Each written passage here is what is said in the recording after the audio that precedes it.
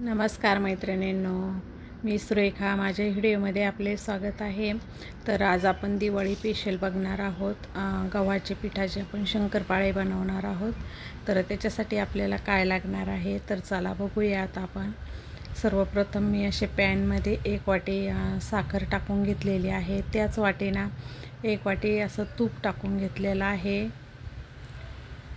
तूप तुम्ही गाईचं म्हशीचं कुठलंही तूप तुम्ही वापरू शकता. आणि त्याच्यामध्ये त्याच वाटीनं 1 वाटी जे आहे ते मी त्याच्यामध्ये असं दूध टाकलेलं आहे.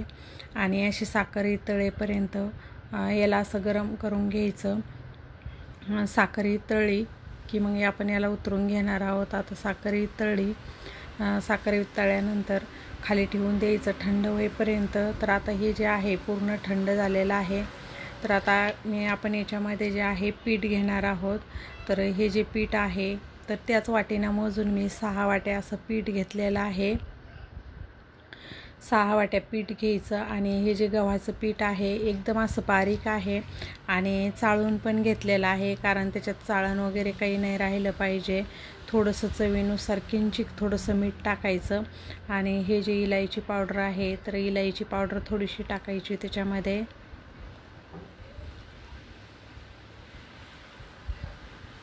आणि पूर्ण असं मिक्स करून घ्यायचं.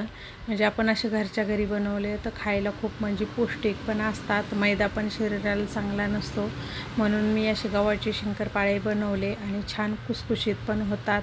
आता मी याच्यामध्ये सोडा पण घातलेला नाही आहे. थोडेसे हे जरी झाले चालते, पण असं आपल्याला जर पौष्टिकच सगळं बनवायचं जर असेल तर सोडा पण नाही वापरायचा याच्यामध्ये, कारण आपण तूप ते टाकलेलं असल्यामुळे ना त्याला आपल्याला खायचं सोडा घालायची पण काही अजिबात गरज नाही आहे, कारण ते याच्यामध्येच ते खूप छान असे फुलल्या जातात. आणि असं थोडं थोडं आता मी हे टाकून याच्यामध्ये आपलं तूप साखरचं जे हे आहे आपण करून घेतलेलं मिश्रण, तर ते थोडं थोडं टाकून त्याच्यामध्ये असं पूर्ण पीठ जे आहे ते असं मळून घ्यायचं आहे आपल्याला.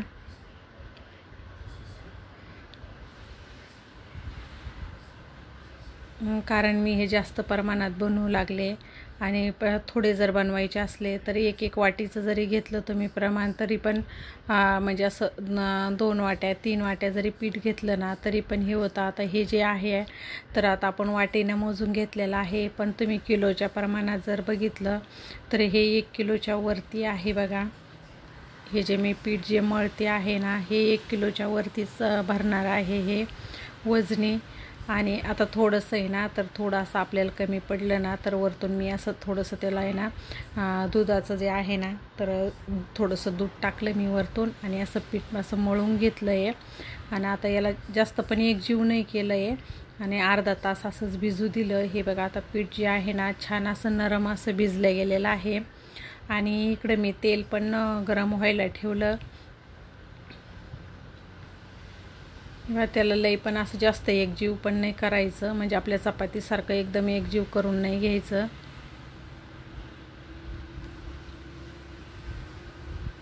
कारण पीठ वगैरे काही लावायची गरज नसती, कारण आपल्या त्याच्यामध्ये तूप पण ते भरपूर झालेलं आहे, त्याच्यामुळं ते चिटकत पण नाही आहे बघा खाली. आणि असं एकदम व्यवस्थित अशी त्याची पोळी अशी लाटली आहे ती.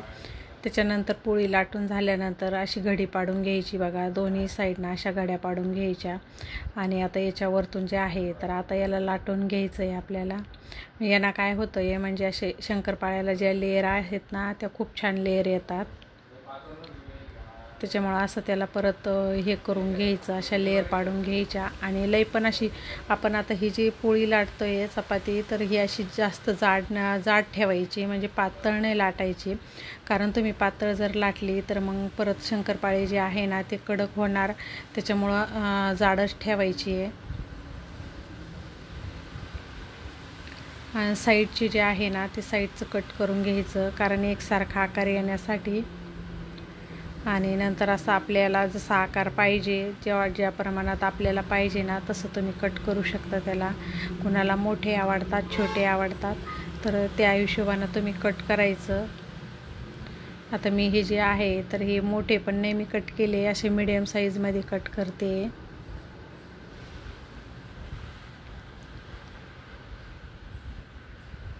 आता हे असे कट करून घ्यायचे आणि पूर्ण अशी पोळपाटवरची जे आहे ना पूर्ण असे मोकळे मोकळे करून घ्यायचे.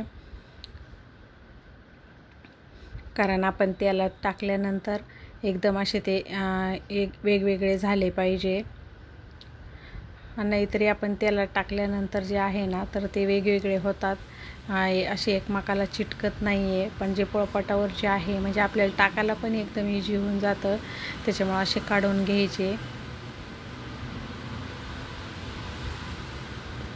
हे बघा. आणि आता आपलं तोपर्यंत आपलं इकडं तेल जे आहे ना तर तेल पण आपलं आता तापलेलं आहे. आणि आता शंकरपाळे टाकताना आहे ना आता गॅस जो आहे ना तो कमी केलेला आहे मी, म्हणजे जास्त तेल नाही तापून द्यायचं, असं कडक नाही तापून द्यायचं. आणि जेव्हा आपण तळतोय ना तर एकदम मंद आचेवरतीच याला तळायचं आहे आपल्याला, कारण तुम्ही जेवढं मंद आचेवर तळवता तेवढ्या लेयर्स येतात त्या शंकरपाळ्याला. आणि कारण आपण सोडा टाकलेला नाही आहे, तर सोडा टाकल्यानंतर तर खूप छान लेयर येतात. आणि जर का तुम्हाला खायचा सोडा टाकायचा जर असेल तर तुम्ही टाकू पण शकता, पण मी नाही याच्यामध्ये ॲड केलेला.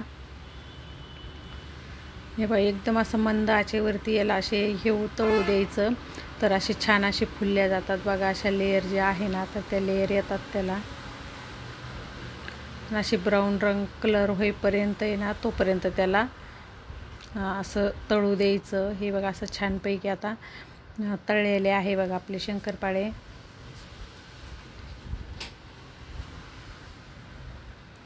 आता तळलेले जे शंकरपाळे आहे ना तर ते काढून घ्यायचे आपल्याला.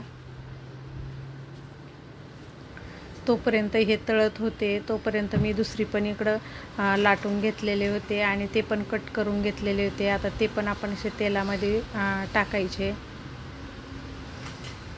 आणि एकदम असं म्हणजे गॅस जो आहे मंद आचेवरतीच ठेवायचा.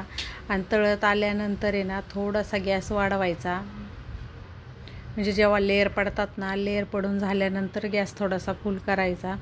तोपर्यंत एकदम मिडियम आचेवरतीच त्याला तळून द्यायचं. त्याच्यामुळं काय होतं म्हणजे अशा लेयर्स खूप छान लेयर्स येतात त्याला.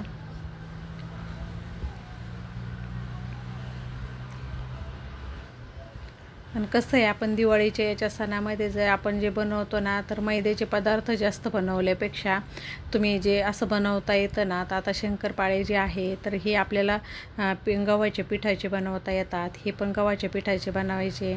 आणि बालुशाही आहे ना तर बालुशाही पण गव्हाच्या पिठाची छान होती,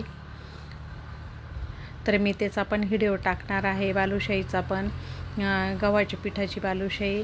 आणि हे बघा इतके म्हणजे खायला पण एकदम टेस्टी लागतात. आपण त्याच्यात तूप घातल्यामुळे ना चव पण एकदम छान अशी चव लागते याची खायला. आणि मैद्याचे खाल्ल्यापेक्षा तर आपल्या हे पौष्टिक तर खूप छान आहे, मुलांना यांना पण खाण्यासाठी चांगलं आहे हे.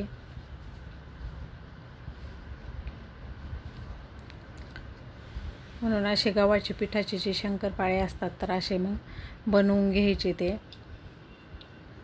आणि हे बघा आता मी जी याच्यासाठी तुम्हाला दाखवते की किती मंद आचेवरती तळून घ्यायचं आहे त्याला, कारण बघा तेलामध्ये एकदम किती मंद आचेवरती आहे बघा हे तळणं जे चालू आहे ते. हे बघा छान असा कलर येईपर्यंत व्यवस्थित असे तळून घ्यायचे. आणि असं त्याचं तेल जे आहे ना तेल पण असं पूर्ण त्याचं हे करून घ्यायचं, झाऱ्यातून पूर्ण असं निथळल्या गेलं पाहिजे खाली तेल. हे बघा किती छान असे शंकरपाळे आपले तळले गेलेले आहे. तोपर्यंत मी खाली अजून लाटून ठेवलेले होते, म्हणजे वरचार करायचे लाटायचे. तर आता मी पूर्ण शंकरपाळे जे आहे ते असे तळून घेतलेले आहे बघा. आणि ह्या प्रकारे मध्ये हे बघा अशा लेयर्स आलेले आहे. असे शंकरपाळे आपले बनलेले आहे. तर तुम्हाला जर का माझा व्हिडिओ आवडला असेल तर चॅनलला सबस्क्राईब करा, लाईक करा, शेअर करा आणि कमेंट पण करा. आणि तुम्ही पण दिवाळीच्या सणामध्ये असे शंकरपाळे तुम्ही बनवून बघा, खाऊन बघा आणि चव पण बघा त्याचे किती छान लागतात ते. धन्यवाद.